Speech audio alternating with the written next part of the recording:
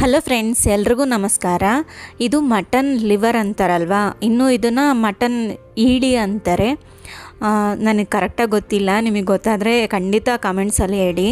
ಇದರಲ್ಲಿ ಒಂದು ಫ್ರೈ ಥರ ಮಾಡ್ತೀವಿ, ಅನ್ನದಲ್ಲೂ ಹಾಕ್ಕೊಂಡು ಕಳಿಸ್ಕೊಂಡು ತಿನ್ಬೋದು, ಚೆನ್ನಾಗಿರುತ್ತೆ. ಹೇಗೆ ಮಾಡೋದು ನೋಡೋಣ ಬನ್ನಿ.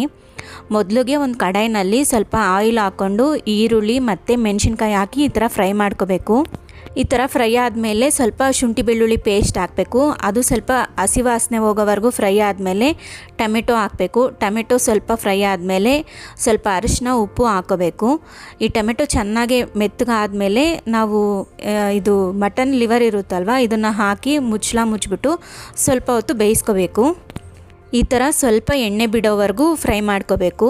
ಇವಾಗ ಇದರಲ್ಲಿ ಗರಂ ಮಸಾಲ, ಖಾರದ ಪುಡಿ, ಧನಿಯಾ ಪುಡಿ ಹಾಕಿ ಚೆನ್ನಾಗಿ ಕಳಿಸ್ಬಿಟ್ಟು ಇವಾಗ ಇದಕ್ಕೆ ಸ್ವಲ್ಪ ನೀರು ಹಾಕಿ ಮತ್ತೆ ಮುಚ್ಚಿ ಚೆನ್ನಾಗಿ ಕುದಿಸ್ಕೋಬೇಕು. ನಮ್ಮ ಕಡೆ ಇದನ್ನು ಬಾಣತಿನಲ್ಲಿ ಚೆನ್ನಾಗಿ ಕೊಡ್ತಾರೆ. ಹೆಣ್ಮಕ್ಳಿಗೆ ಸೊಂಟಕ್ಕೆ ಬಲ ಅಂದ್ಬಿಟ್ಟು ಕೊಡ್ತಾರೆ. ಇನ್ನು ಮಗುಗೆ ಹಾಲು ಚೆನ್ನಾಗಿ ಬರುತ್ತೆ ಅಂತಲೂ ಕೊಡ್ತಾರೆ.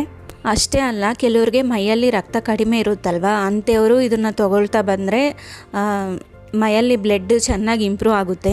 ಈ ಥರ ಸ್ವಲ್ಪ ಗ್ರೇವಿ ಥರ ಇದ್ದರೆ ಅನ್ನಕ್ಕೆ ಕಲಿಸ್ಕೊಂಡು ತಿನ್ಬೋದು.